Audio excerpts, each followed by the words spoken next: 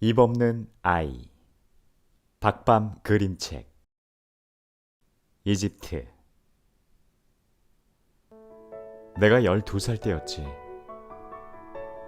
그때도 지금처럼 단풍이 들기 시작했어.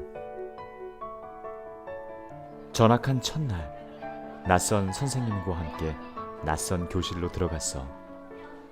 교실 안에는 2개의 의자를 가진 긴 책상들이 놓여 있었지. 내 자리는 맨 뒷자리였어. 내 소개가 끝난 후 자리로 들어가 앉는 나를 부르며 선생님이 말씀하셨지. 제인, 폴이 안 왔으니까 오늘은 혼자 앉아. 네. 아주 짧은 순간이었지만 난 빈자리를 보며 생각했어. 폴은 어떤 아이일까?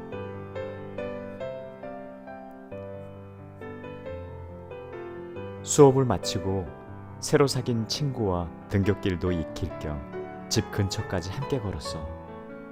길에 놓인 돌멩이를 툭 차며 내가 물었지. 폴은 어떤 아이니? 입 없는 아이.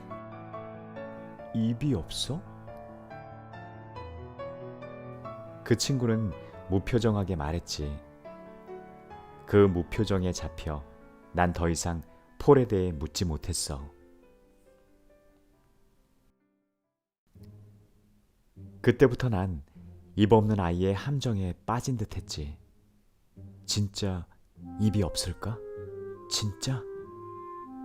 그리고 마음속으로 그려봤어. 입이 없는 얼굴을.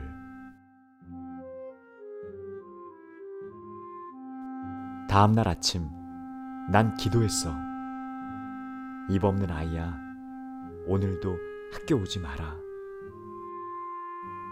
혼자 앉는 것은 심심하겠지만 입 없는 아이와 몸이 닿는 것은 끔찍했으니까.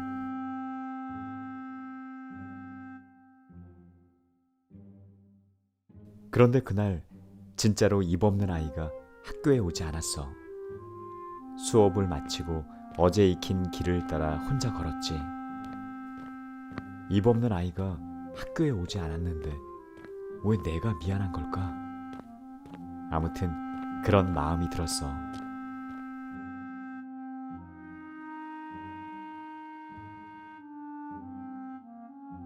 그날 밤 이런저런 생각에 뒤척이다 잠이 들었는데 이상한 꿈을 꿨어.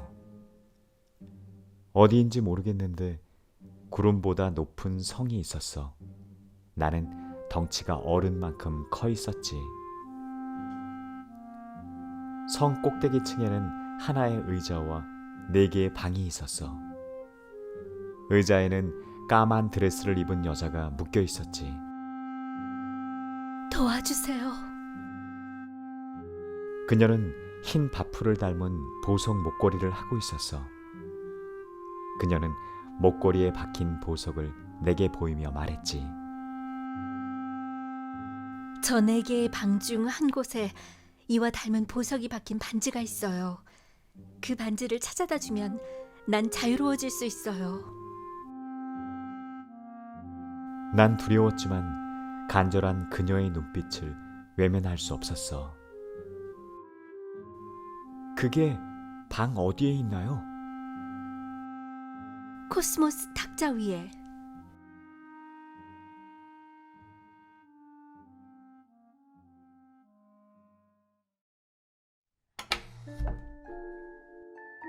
난 처음에 파란 방에 들어갔어. 거기에는 코스모스 꽃이 그려진 탁자가 있었지. 반지는 보이지 않았어. 그런데 등 뒤에서 사람 몸짓이 느껴졌지. 누군가 춤을 추고 있었어. 누굴까? 뒤를 보는 순간 난 소스라치게 놀랐어. 그는 눈이 없었지. 나도 모르게 괴물 하며 소리쳤고 그는 춤을 멈췄어. 그러고는 그 사람이 울기 시작했지.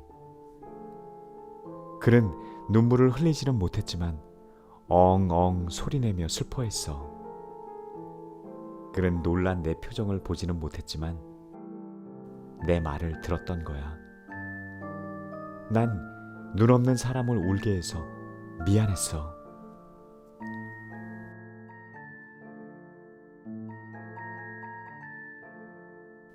난 파란 방에서 뛰쳐나왔고 몇 번을 망설이다가 이번에는 노란 방으로 들어갔어. 거기에는 코스모스가 담긴 듯한 탁자가 있었지. 그 탁자에도 반지는 없었어. 대신 거울 앞에서 누군가가 흥얼거리며 화장을 하고 있었지. 누굴까 하고 거울을 들여다보다가 난 또 소스라치게 놀랐어. 그는 귀가 없었어. 나는 너무 놀랐지만 괴물하며 소리치지는 않았어. 그런데 그가 화장을 멈추고 나를 보며 울기 시작했지. 난 아무 말 하지 않았지만 그는 내 표정을 보았던 거야. 난 귀 없는 사람도 울게 해서 미안했어.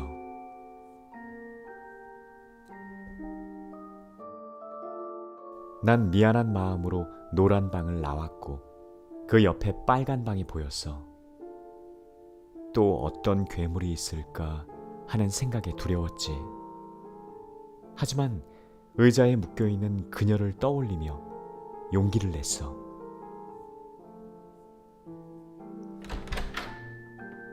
빨간 방에는 코스모스 꽃병이 놓인 탁자가 있었지. 그 탁자에도 반지는 없었어. 대신 코 없는 사람이 노래를 부르고 있었어. 난 괴물 같다고 생각했지만 소리를 지르지도 놀란 표정을 짓지도 않았지. 그런데 코 없는 사람이 나를 보며 울기 시작하는 거야. 난 이해가 되지 않았어. 그래서 물었지. 왜 우세요? 넌 내게 다가오지 못하잖아.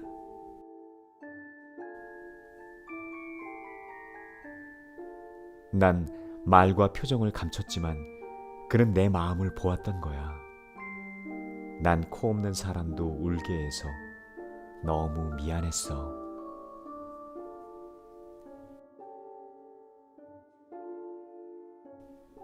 빨간 방에서 나와 또 죽을 용기를 내서 마지막 방으로 들어갔어.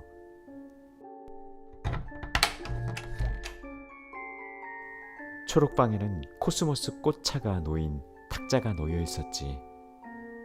반지는 거기에도 없었어. 대신 입 없는 아이가 거기에 있었지. 난 놀란 표정을 짓거나 괴물 하며 소리치지 않았고 가까이 다가갔어. 저 아이가 내 짝 폴이구나 생각하면서. 그런데 입 없는 아이가 나를 보며 울기 시작했어. 난 정말 이해가 되지 않았지. 그래서 또 물었어. 왜 우니?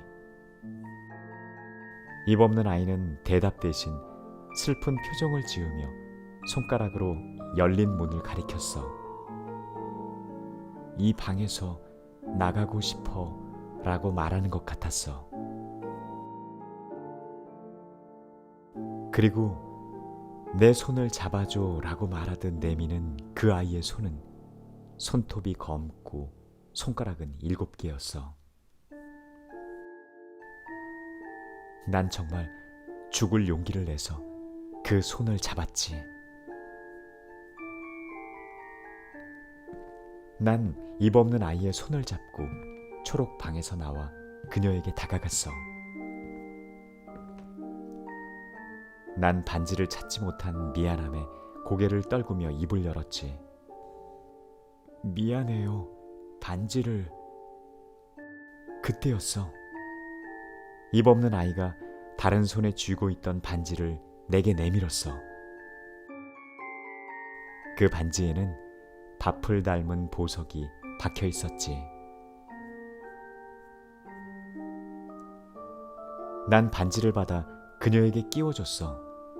그러자 그녀를 묶고 있던 쇠사슬이 눈 녹듯 사라져버렸어. 기뻐 어쩔 줄 모르는 그녀가 나를 보며 말했지. 고마워요. 당신 덕분에 난 자유로워졌어요.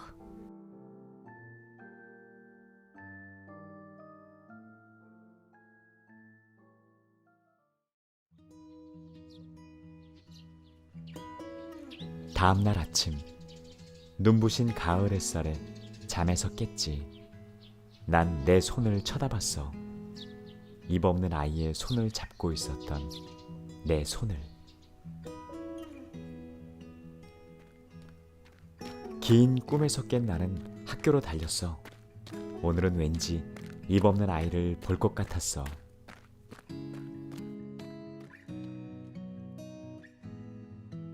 교실 뒷문을 열고 들어가니 내 짝 폴이 와 있었어. 뒤통수만 보였지만 난 이미 반갑기 시작했지. 나는 폴을 향해 다가갔고 책상에 가방을 탁 하고 올렸어. 그 소리에 폴이 나를 쳐다봤지. 그런데 난 깜짝 놀랐어.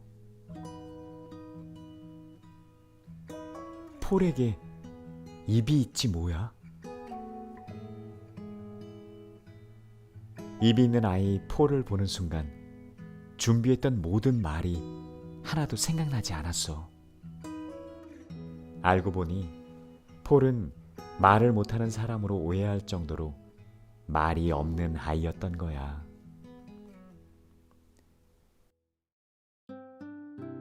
에필로그. 아직도 파란 방, 노란 방, 빨간 방에서 나오지 못한 사람들이 있어. 너희들이 그들의 손을 잡아줄래? 그들이 자유롭도록